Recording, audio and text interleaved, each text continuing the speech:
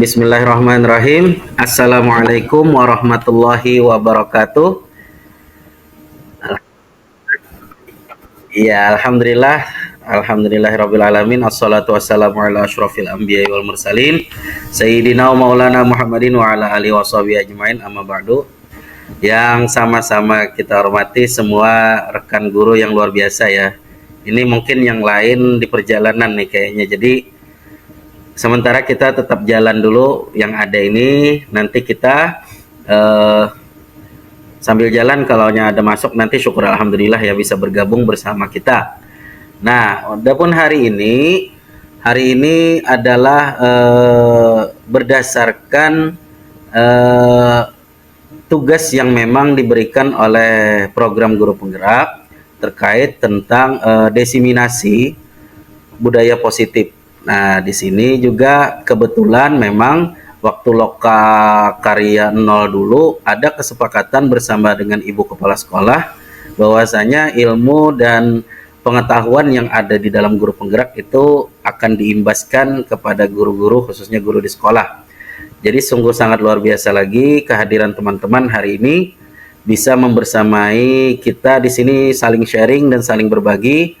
Semoga hasil hari ini bisa bermanfaat dan bisa kita jalankan demi pendidikan Indonesia ke depannya. Khususnya tujuan nasional saat ini adalah pembentukan atau menciptakan profil pelajar Pancasila dengan kurikulum merdeka. Nah itu, dan mudah-mudahan apa yang saya bagikan hari ini bisa menjadi pintu pengetahuan atau pintu dalam gerakan kita semua dalam membimbing atau menuntun anak, karena memang pendidikan kalau menurut filosofi Ki Hajar Dewantara itu adalah menuntun. Baik, tanpa berpanjang lebar sama-sama sebelum kita mulai, itu tadi ya pembukaannya ya. Baik, sebelum kita mulai marilah kita berdoa menurut agama dan kepercayaannya masing-masing. Berdoa dimulai.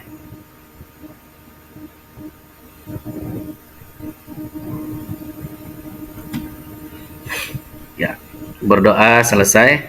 Nah, kita ucapkan selamat datang juga kepada Ibu Lisa Noviasari. Beliau tadi kebetulan pada saat kita komunikasikan dan ternyata beliau ada kesibukan di luar. Terima kasih dulu kepada Ibu Lisa ya. Baik, kita langsung mohon izin share screen dulu.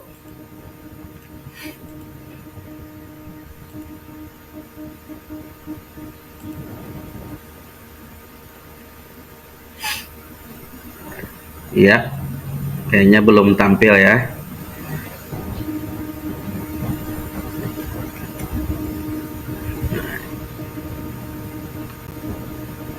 Baik, nah memang sinyal di sini agak lambat sedikit.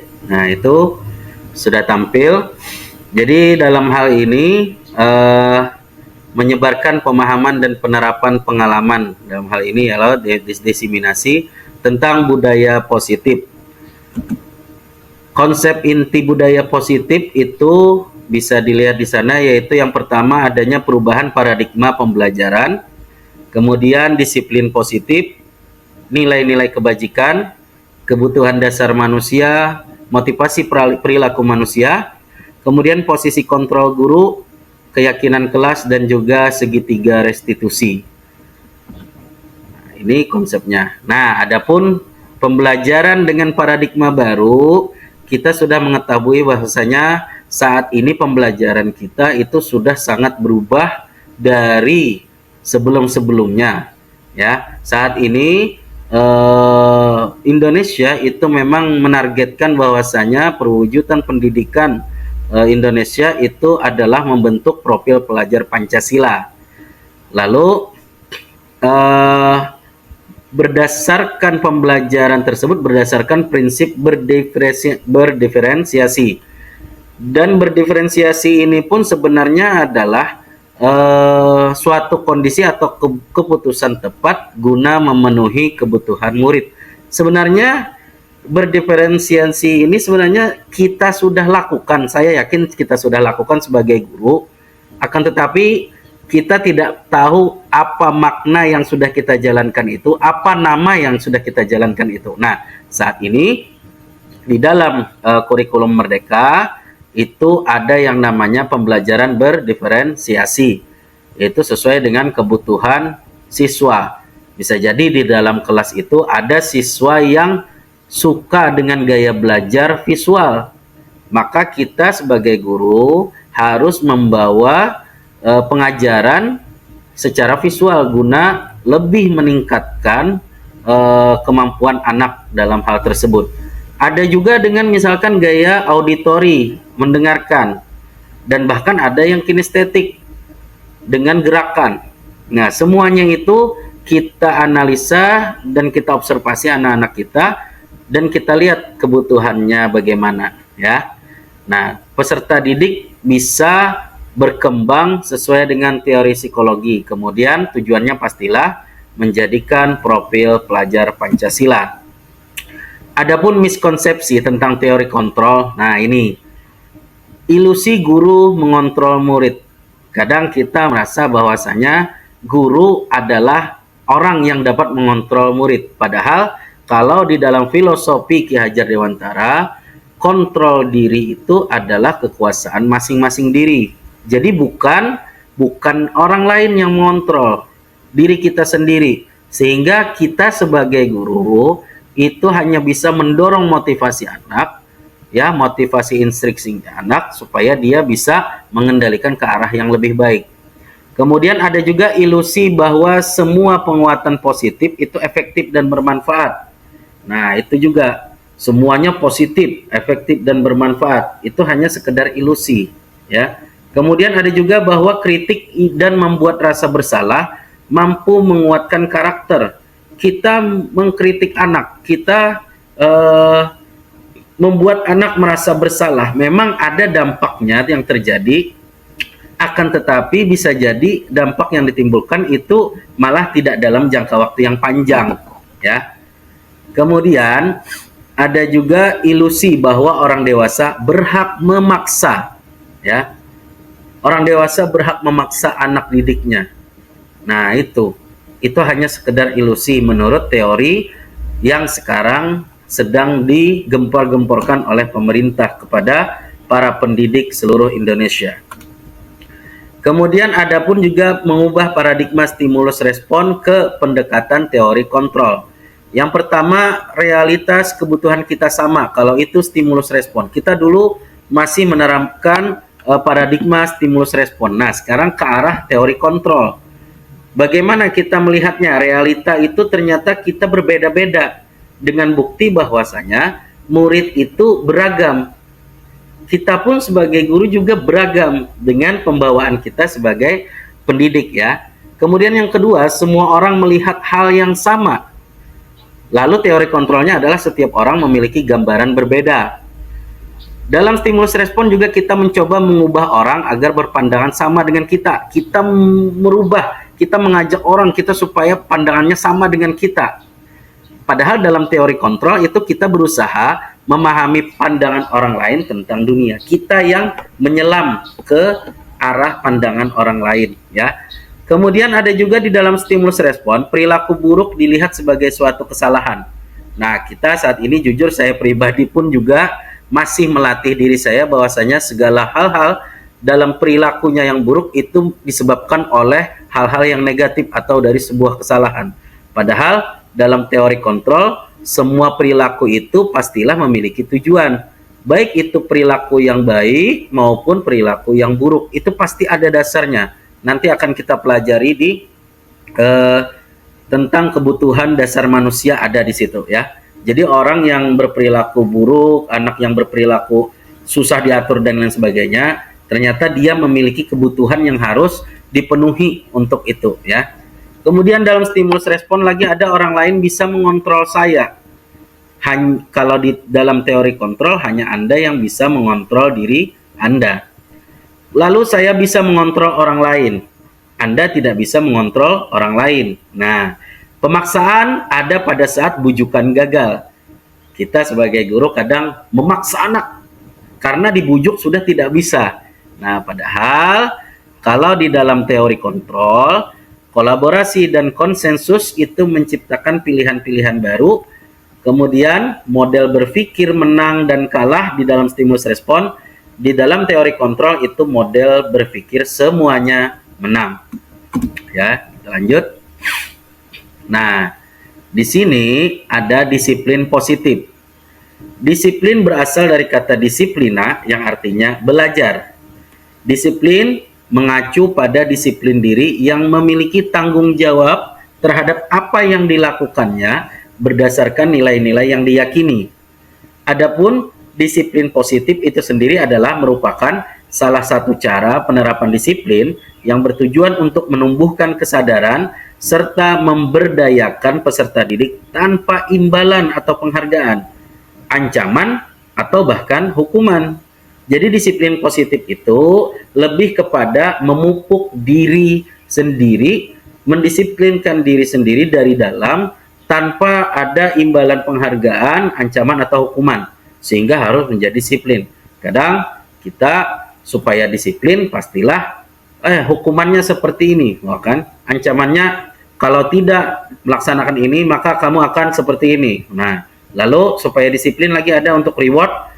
Ayo barang siapa yang bisa ini akan mendapatkan ini. Akhirnya disiplin. Memang itu bisa aja berdampak, tetapi kalau di dalam teori ini dampak yang dirasakan itu tidak dalam jangka waktu yang panjang. Karena memang banyak terjadi pada saat adanya hukuman, adanya ancaman, ataupun adanya reward, bahkan penghargaan, itu akan tidak menstabilkan diri anak. Sehingga dia bisa kembali lagi ke arah yang memang tidak kita kehendaki. Ya. Lalu sebagai pendidikan, tujuan kita adalah, sebagai pendidik ya, tujuan kita adalah menciptakan peserta didik yang memiliki disiplin diri, sehingga mereka berperilaku mengacu kepada nilai-nilai kebajikan universal dan memiliki motivasi intrinsik dalam perubahan perilaku ke arah yang lebih baik. Nah, jadi kita ingin menuntun anak itu supaya disiplin dirinya. Ada nanti untuk caranya supaya anak itu mengarah kepada hal-hal yang bisa mendisiplinkan diri dia. Kita lanjut ya. Nah, kemudian ada nilai-nilai kebajikan yang sudah disepakati bersama pastinya ya. Nilai yang disepakati bersama lepas dari suku, bangsa, agama, bahasa, maupun latar belakangnya. Contoh kebajikan institusi atau organisasi. Nah, ini seperti halnya misalkan profil pelajar Pancasila, itu sudah kita tahu adanya beriman, bertakwa kepada Tuhan Yang Maha Esa, dan berakhlak mulia, mandiri, bernalar kritis, berkebinekaan global, bergotong royong, dan kreatif. Ini semuanya dimensi yang ada di dalam profil pelajar Pancasila. Ada juga di dalam IBO Primary Years Program atau PYP, itu nilai kebajikannya adalah toleransi, rasa hormat, integritas, mandiri, menghargai, antusias, empati, sampai dengan komitmen. Kemudian ada juga nilai-nilai kebajikan dalam keterampilan hidup. Nah, life skill ya. Dapat dipercaya, lurus hati, pendengar yang aktif, tidak merendahkan orang lain, memberikan yang terbaik pada diri. Ini adalah nilai-nilai kebajikan yang didapat dalam sebuah institusi atau organisasi. Nah, kita lanjut ya. Kebutuhan dasar manusia. Nah, itu kebutuhan dasar manusia adalah segala sesuatu yang kita lakukan untuk mendapatkan apa yang kita inginkan. Seluruh tindakan yang kita lakukan memiliki tujuan tertentu. Dan semua usaha yang kita lakukan adalah dalam rangka agar kebutuhan dasar kita terpenuhi dengan baik. Nah, kenapa jadi adanya kebutuhan dasar manusia ini dipelajari? Karena setiap keragaman anak, setiap perilaku anak murid kita, itu semuanya pasti berdasarkan kebutuhan dia. Contoh dulu ya, sedikit berbagi. Saya pernah mengajar di salah satu sekolah swasta di Kabupaten Banjar dan menemui satu anak yang sangat bermasalah. Ya, kita sebut saja anak itu namanya Bobby ya. Kita sebut Bobby. Nah, si Bobby ini setiap kali pembelajaran itu selalu mengganggu temannya, bahkan menggetok temannya dengan penggaris besi di kepala temannya. Akhirnya saya pun marah dan melaporkan hal tersebut kepada wali kelas yang bersangkutan. Nah, salah satu yang paling mendasari dan membuat diri saya menyesal itu adalah saat saya tanyakan, saat saya ancam ya, mohon maaf, saat saya ancam bahwasanya hal ini akan saya laporkan kepada orang tua kamu. Tiba-tiba dia malah dengan suara yang sangat lantang bilang, laporkan saja, biar saja, nggak ada juga yang peduli sama saya. Seperti itu. Akhirnya saya sadar, oh bahwasanya anak ini memang membutuhkan sesuatu dalam dirinya sehingga dia melakukan hal tersebut. Salah satunya adalah kebutuhannya itu kayaknya ingin diterima, ingin merasa diterima, ingin diperhatikan. Nah, hal ini juga yang mendasari terkait pembelajaran yang harus dijalankan oleh seorang guru dalam kurikulum Merdeka dalam mewujudkan profil pelajar Pancasila. Nah, adapun kebutuhan-kebutuhan dasar manusia tersebut, yang pertama adalah bertahan hidup. Kita mengetahui bahwasanya kebutuhan dasar kita yaitu bertahan hidup seperti makanan, pakaian, tempat tinggal, keamanan, dan juga kesehatan. Nah, ada juga kebutuhan terhadap kasih sayang dan rasa diterima. Rasa diterima, dipedulikan, berbagi, kerjasama, menjadi bagian dalam kelompok, itu ada di dalam diri setiap manusia. Kemudian kebebasan. Kebebasan ini seperti mandiri, memiliki pilihan, mencoba hal baru, mampu mengendalikan arah dirinya. Nah, ini semua juga kebutuhan dasar dalam hal kebebasan. Kemudian penguasaan diri, harga diri, keinginan untuk dianggap, memimpin, berprestasi, diakui, dan didengar. Ini juga menjadi kebutuhan dasar dalam hal penguasaan. Yang terakhir, kesenangan. Nah, dalam diri kita itu pastinya kita membutuhkan kesenangan, dan itu menjadi kebutuhan kita sebagai manusia. Bermain, humor, antusiasme, dan tertawa, itu semuanya adalah kebutuhan dasar, ya. Lalu kita lanjut masuk ke motivasi perilaku manusia. Motivasi perilaku manusia itu ternyata ada 3. Yang pertama, untuk menghindari ketidaknyamanan atau hukuman. Biasanya, pastilah rekan-rekan semuanya dan teman-teman semuanya di sini pasti merasakan bahwasanya bagaimana sih alasan kita datang tepat waktu di sekolah. Nah, pasti ada terbersit di dalam hati bahwasanya supaya tidak ditegur kepala sekolah, supaya dihargai, supaya tidak mendapatkan potongan waktu dan lain sebagainya.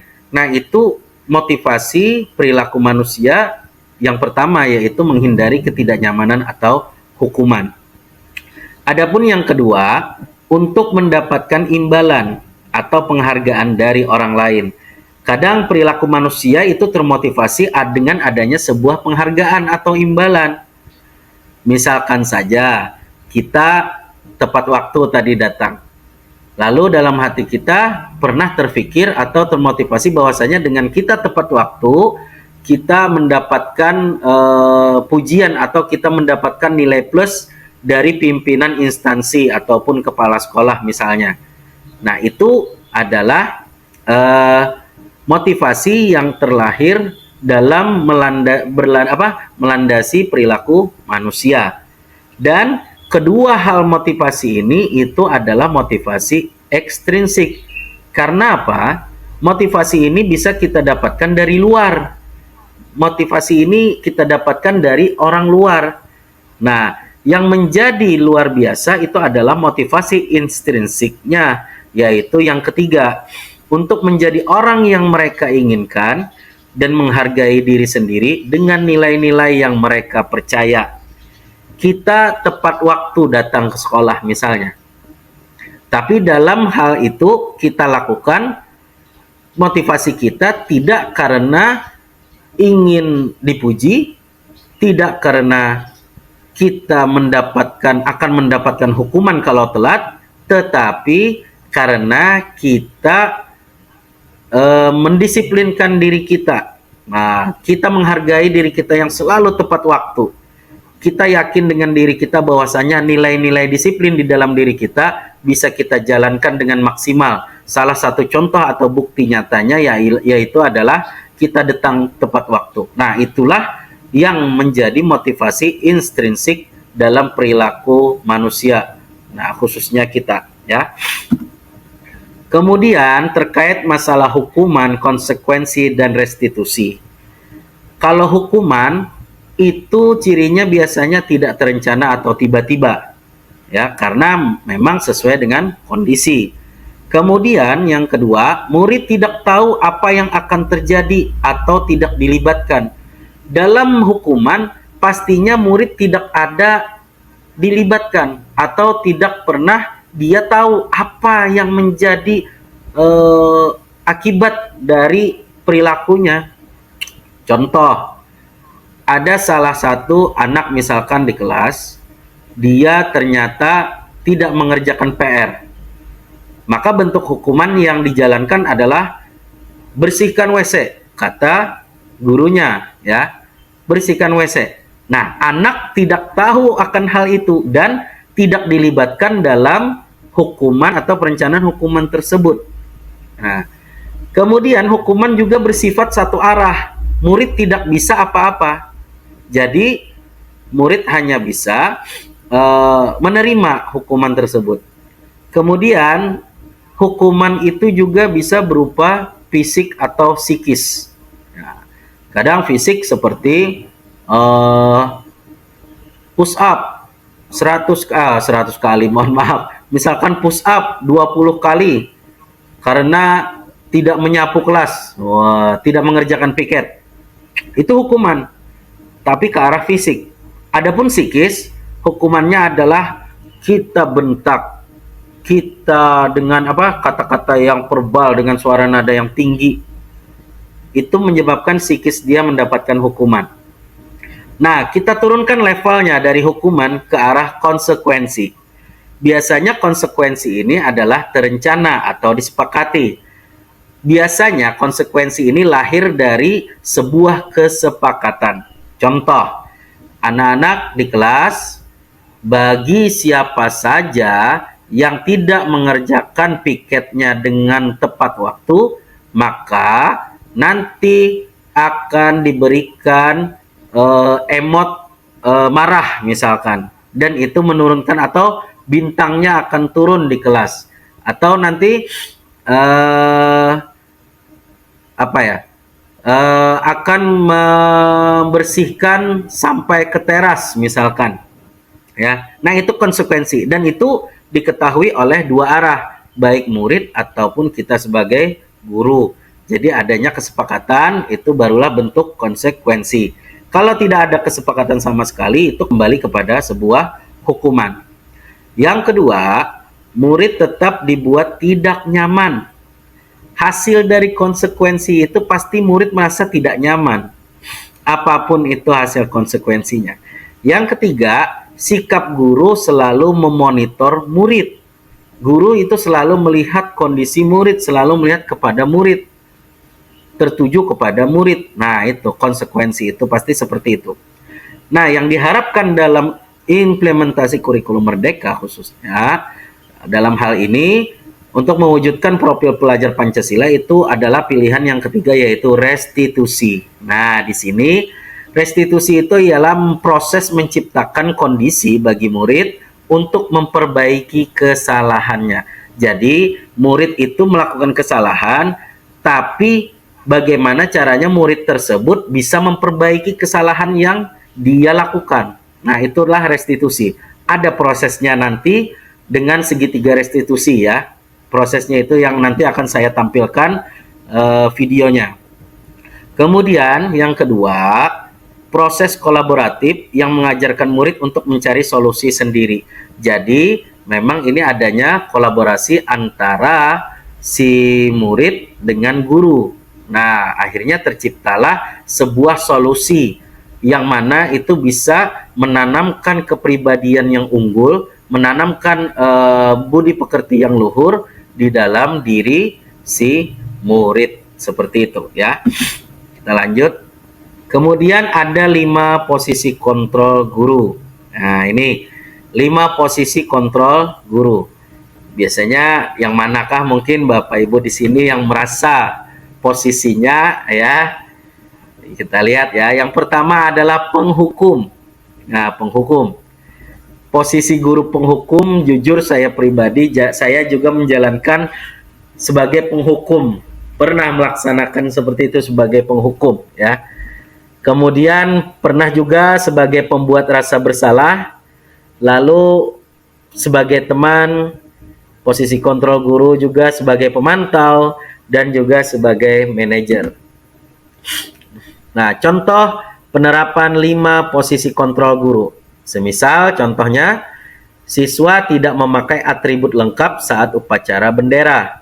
Kalau sebagai penghukum, hormat kepada bendera selama 1 jam pelajaran. Itu kalau posisi dia sebagai penghukum, ya. Kalau posisi guru sebagai pembuat rasa bersalah, guru tersebut akan bilang seperti ini, berapa kali sudah Bapak bilang, kamu itu selalu mengecewakan Bapak.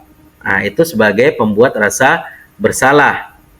Lalu kalau guru itu posisi kontrolnya sebagai teman, saat siswa tidak memakai atribut saat upacara bendera, kata guru, ayo dong ikuti aturan sekolah. Atau tolong bantu Bapak sekali ini saja ya. Nah, itu. Kemudian bisa juga, ya sudah tidak apa-apa. Lain kali jangan sampai berbuat seperti ini lagi ya. Nah, itu sebagai teman. Ya. Kemudian kalau guru itu sebagai pemantau saat menghadapi kesalahan siswa yaitu tidak memakai atribut lengkap saat upacara bendera, kalau pemantau itu kamu sudah melanggar peraturan sekolah, kamu tahu konsekuensinya. Nah, itu biasanya guru itu berarti posisinya sebagai pemantau. Lalu setelah ini kamu beli ke koperasi dan jangan diulangi lagi. Oh, setelah ini disuruh guru tersebut beli atribut ke koperasi dan jangan diulangi lagi. Biasanya itu posisi sebagai pemantau. Nah, yang diharapkan itu adalah sebagai manajer. Kita lihat seperti apa manajer dalam hal mengatasi atau menghadapi siswa yang tidak memakai atribut lengkap saat upacara bendera. Seorang guru itu akan berkata seperti ini kepada muridnya. Apakah kamu tahu kesalahanmu? Kira-kira bagaimana kamu memperbaiki kesalahanmu itu? Nah, seperti itu. Akhirnya nanti ada kolaborasi antara siswa dan murid nanti akan lebih mempertebal motivasinya, lebih mempertebal keyakinannya, sehingga dia bisa menjadi pribadi yang lebih baik lagi selanjutnya. Ya, kita lanjut. Posisi kontrol apakah aku? Nah, semisal di sini ya, saya kecewa sekali dengan kamu. Nah, kira-kira posisi kontrol apa ini? Silakan, adakah Bapak Ibu yang ingin berpendapat? Kira-kira posisi kontrol apa ini? Si saya kecewa sekali dengan kamu. Nah, itu. Apakah sebagai penghukum? Apakah sebagai pembuat rasa bersalah? Ataukah sebagai teman? Ataukah sebagai pemantau? Ataukah manajer? Kira-kira adakah yang tahu? Bapak Ibu sekalian, silakan. Kalau ada yang tahu, silakan langsung buka mic-nya saja dan sebutkan, mungkin Bapak Ibu mengetahui posisi kontrol apakah ini kira-kira. Saya kecewa sekali dengan kamu. Nah, kira-kira posisi kontrol apa Bapak Ibu? Ayo, siapa yang tahu? Silakan, adakah Bapak Ibu yang mengetahui posisi kontrol apa ini? Ya. Nah, posisi kontrolnya tersebut adalah pembuat rasa bersalah. Kemudian kamu tidak pernah benar melakukannya. Nah, kira-kira yang mana? Penghukum. Oke. Kemudian apa rencanamu untuk menyelesaikan masalah ini? Nah, biasanya itu disampaikan oleh posisi kontrol sebagai manajer. Ayo lakukan demi Bapak atau Ibu ya. Misalkan seperti itu. Itu biasanya adalah posisi kontrol teman, ya. Kamu tidak akan pernah mendapat nilai jika kamu tidak mengerjakan tugas. Nah, ini biasanya adalah posisi kontrol sebagai pemantau. Baik, kita lanjut ke keyakinan kelas. Mengapa keyakinan kelas? Mengapa bukan peraturan kelas? Ayo, keyakinan kelas dan peraturan kelas itu berbeda. Kalau peraturan itu biasanya diterapkan yang mana melahirkan sebuah hukuman atau konsekuensi. Kalau keyakinan kelas, ini memang betul-betul mendarah daging dan bisa mendalami dalam hati anak didik untuk menjalankan keyakinan kelas tersebut sesuai dengan kesadarannya yang benar-benar. Karena kalau peraturan biasanya anak murid itu menjalankan hanya berdasarkan peraturan. Artinya tidak sesuai dengan hatinya, tidak sesuai dengan keinginannya. Kalau keyakinan kelas, itu pastilah biasanya itu sesuai dengan keinginan hatinya dan kesadaran dirinya. Pembentukan keyakinan kelas itu biasanya bersifat abstrak, kemudian berupa pernyataan universal, kemudian dibuat dalam pernyataan positif, sedikit saja agar mudah diingat, kemudian sesuai dengan kondisi kelas dan sekolah, sehingga mudah diterapkan. Kemudian juga semua warga sekolah atau warga kelas dilibatkan saat membuat keyakinan kelas. Nah, kita lanjut. Nah, kita masuk kepada segitiga restitusi. Definisinya yaitu suatu proses dialog yang dijalankan oleh guru agar dapat menghasilkan murid yang mandiri dan bertanggung jawab. Dalam segitiga restitusi ini biasanya adalah menjalankan itu sesuai dengan pendekatan yang sangat baik dan sangat terarah, ya. Karena itu ada 3 tahapan dalam segitiga restitusi ini. Yang pertama adalah menstabilkan identitas. Yang kedua, validasi tindakan yang salah. Yang ketiga, menanyakan keyakinan.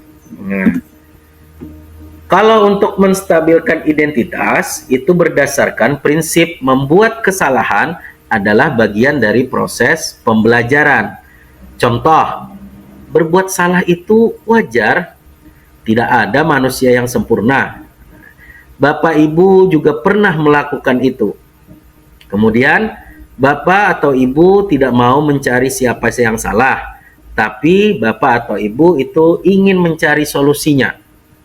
Lalu bisa juga menyampaikan kepada anak, kamu berhak merasa begitu. Nah, akhirnya anak akan lebih dekat dengan kita.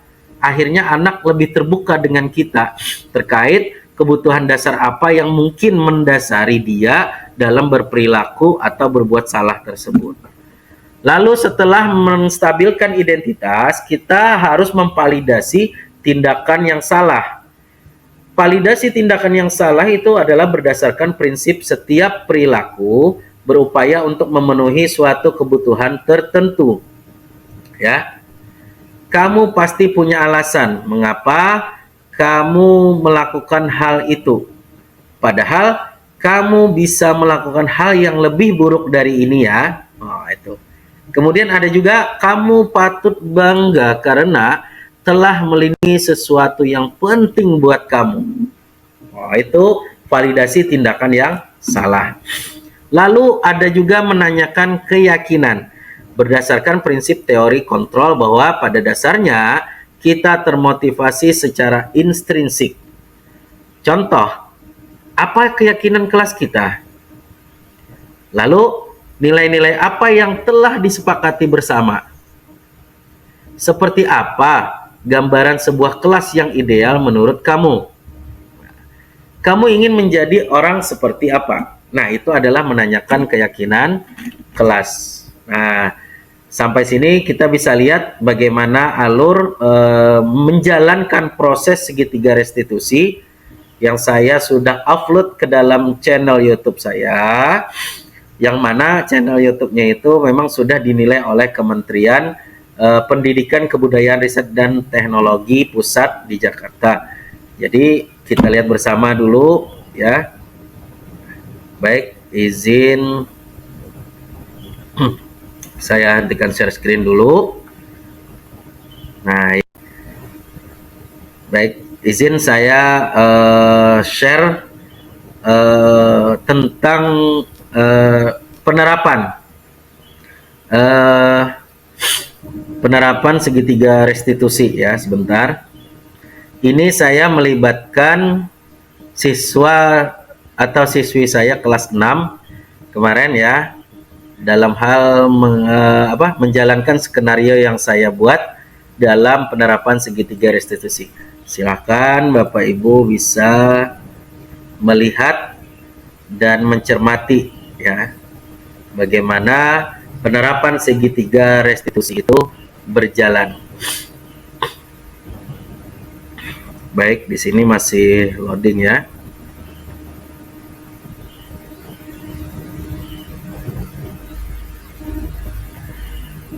Nah, kira-kira apakah sudah tampil Bapak Ibu untuk videonya?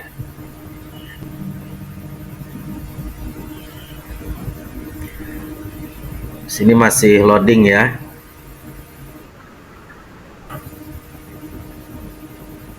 Oke, coba saya share screen sekali lagi.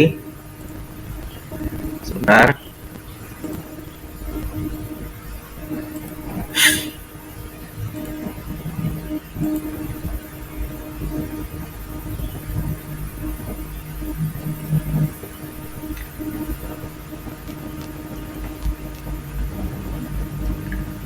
Ya, kira-kira bagaimana?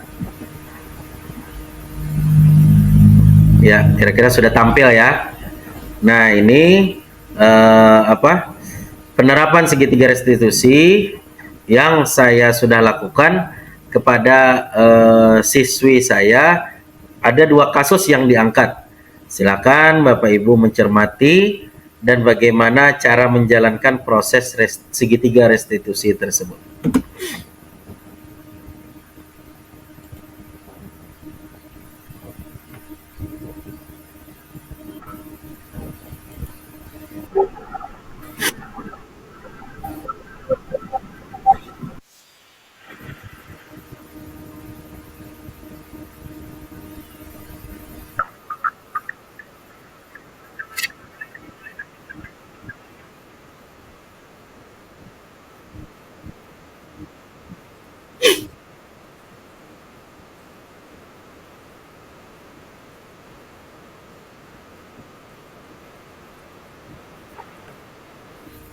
Mohon izin dulu ya, kita rubah dulu.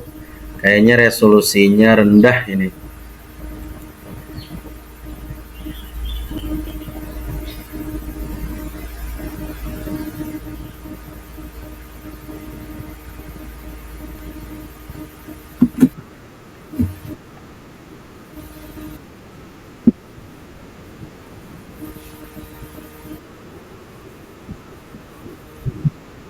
Nah, ini adalah keterangan tentang penerapan segitiga restitusi. Kita lanjut ya. Kita lanjutkan saja langsung ke penerapannya. Ini ada di channel YouTube saya. Nanti bisa saya kirim di WhatsApp ya, untuk linknya mungkin supaya bisa lebih mempelajari lagi. Baik.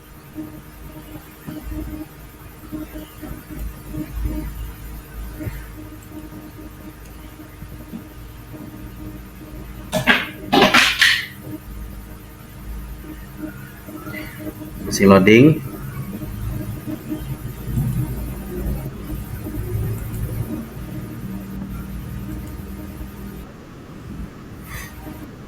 Nah, ini.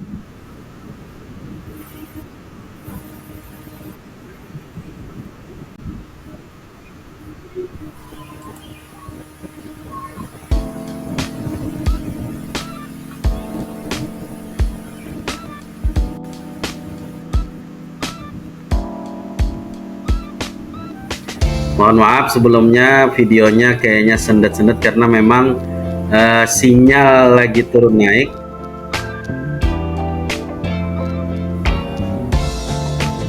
Kita rubah aja untuk resolusi mungkin yang 480 aja dulu.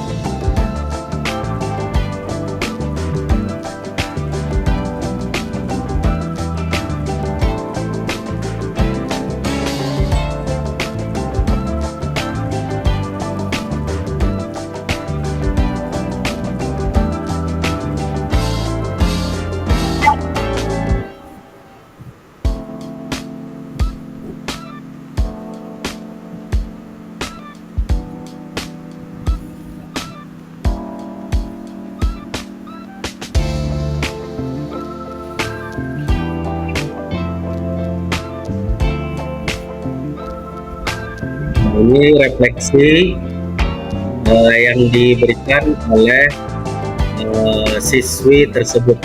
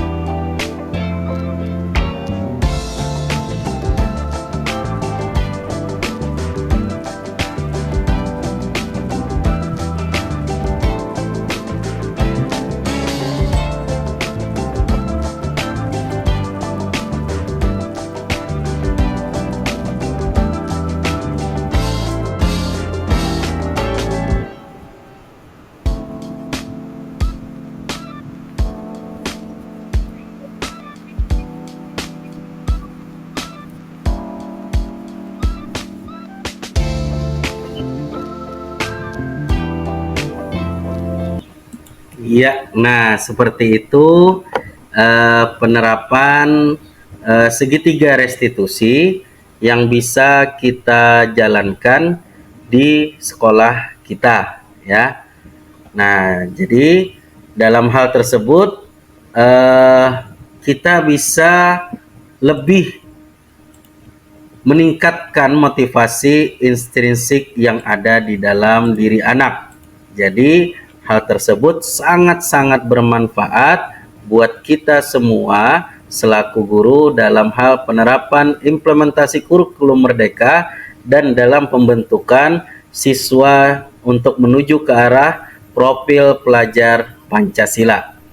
Nah, itu tadi kita lihat bersama sudah sekilas penerapan segitiga restitusi yang berada di sekolah saya, yaitu SDN 2 Sungai Ulin, dengan skenario kasus yang pertama bisa mengendalikan diri saat marah, dan juga yang kedua adalah saat kasus anak terlambat saat upacara bendera. Nah, mungkin itu saja yang dapat saya sampaikan hari ini. Salah khilaf mohon maaf atas segala kekurangan yang ada pada hari ini, dan saya ucapkan terima kasih banyak kepada semuanya. Mungkin sebelum kita tutup, apakah ada yang ingin ditanyakan dari Bapak Ibu sekalian? Silakan. Kalau ada yang ingin bertanya, mari kita sama-sama share, sama-sama berbagi, sama-sama mempelajari, sama-sama mencari pembelajaran. Karena jujur saya pribadi pun merasa sangat kurang dalam pengembangan yang saya lakukan saat ini. Silakan Bapak Ibu, mungkin ada yang ingin ditanyakan. Ya, kita kasih waktu 1 menit, mungkin kalau ada yang bertanya, silakan.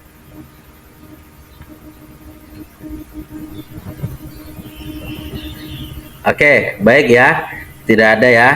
Nah, dan mudah-mudahan kegiatan kita pada hari ini dapat bermanfaat untuk kita dan untuk kedepannya. Semoga kita bisa menjadi guru yang lebih baik lagi. Semoga kita bisa menjadi guru yang dapat memimpin anak didik kita, menuntun anak didik kita ke arah tujuan atau visi dari nasional, yaitu mewujudkan profil pelajar Pancasila. Sekali lagi terima kasih banyak rekan-rekan guru yang sangat luar biasa sudah membersamai kegiatan pada hari ini. Ya, izinkan saya mengucapkan wabillahi taufik wal hidayah. Wassalamualaikum warahmatullahi wabarakatuh. Terima kasih banyak semuanya.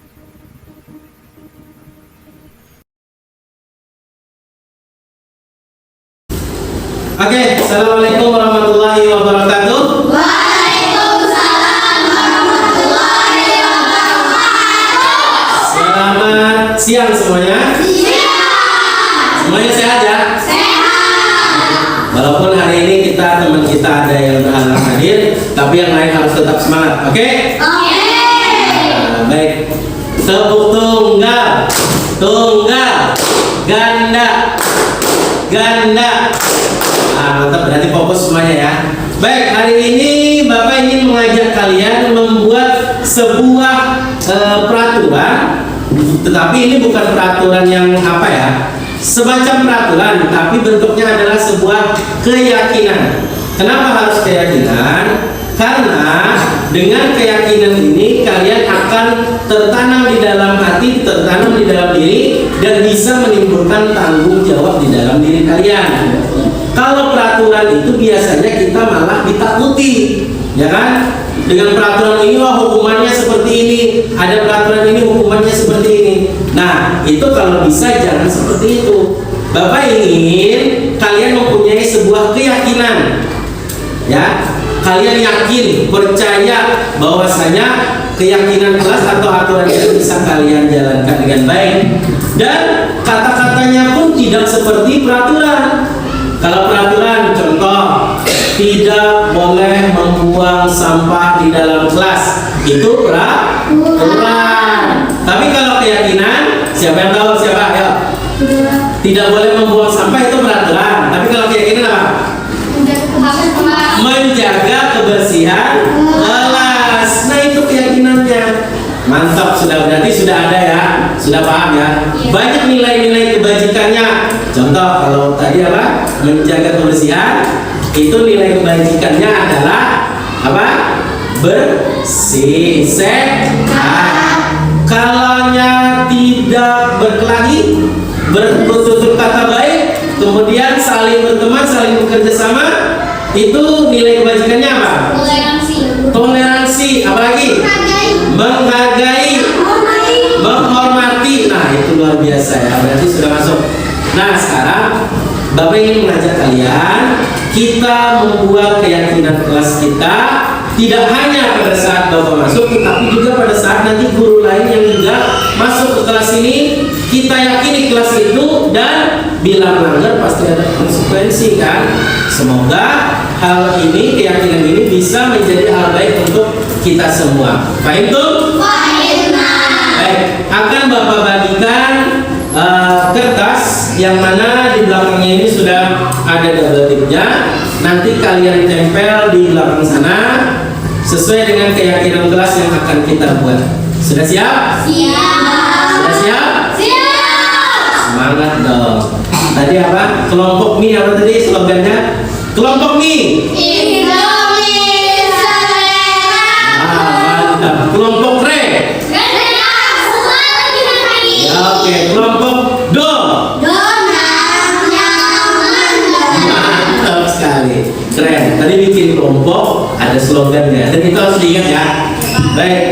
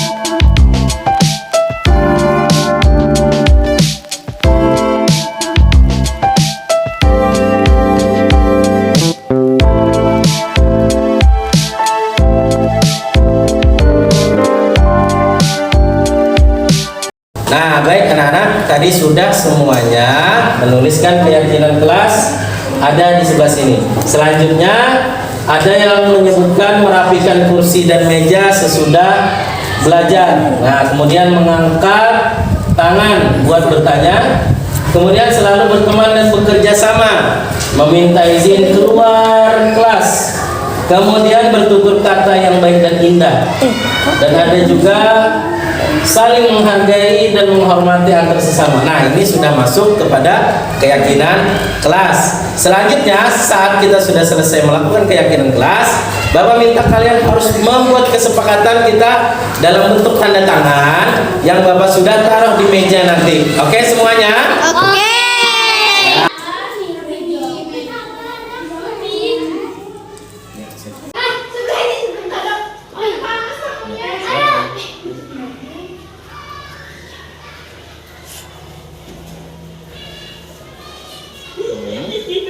So sweet. Tapi ada salting dari cute banget.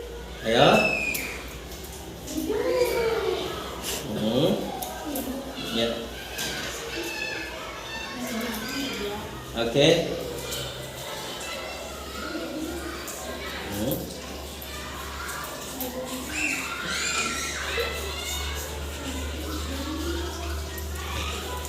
Oke.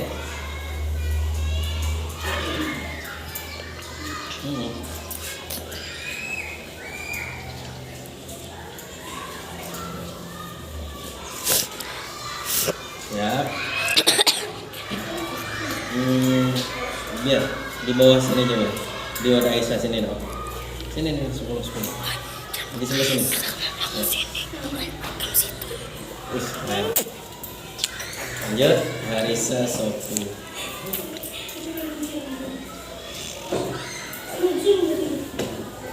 Siap. Naila.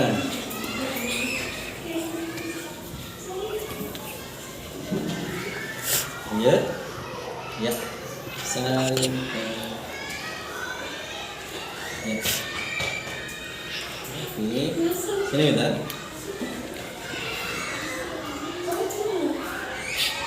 Oke. Abi. Pinjam yang lain, pinjam program. Ya.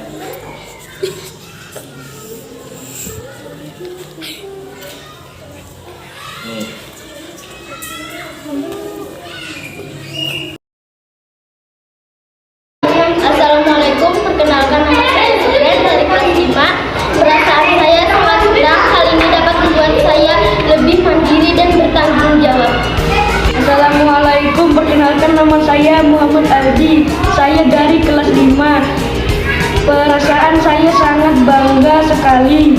Hal ini dapat membuat saya lebih bertanggung jawab. Perkenalkan nama saya Silva. Saya dari kelas 5. Perasaan saya sangat senang sekali. Hal ini dapat membuat saya lebih bertanggung jawab.